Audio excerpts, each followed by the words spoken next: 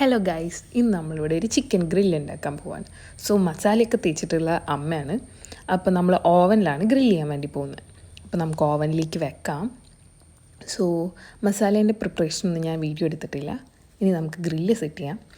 Total ഒരു 1 മണിക്കൂർ 15 minute അങ്ങനെയൊക്കെയാണ് കേട്ടോ എടുത്തിട്ടുള്ളത്. എനിക്കറിയില്ലായിരുന്നു, ഞാൻ അങ്ങനെ വെച്ച് നോക്കിയിട്ടാണ് ചെയ്തത്. അപ്പോൾ നമ്മുടെ ചിക്കൻ ഗ്രില്ല് ഇവിടെ റെഡി ആയിട്ടുണ്ട്. സോ ഇനി നമുക്കിത് കഴിക്കണം.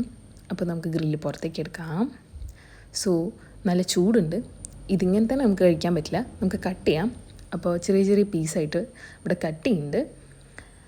ആൻഡ് നിങ്ങൾക്ക് കാണാം, കുഞ്ഞു കുഞ്ഞു പീസാക്കിയിട്ടുണ്ട്. നമുക്ക് കഴിക്കാം.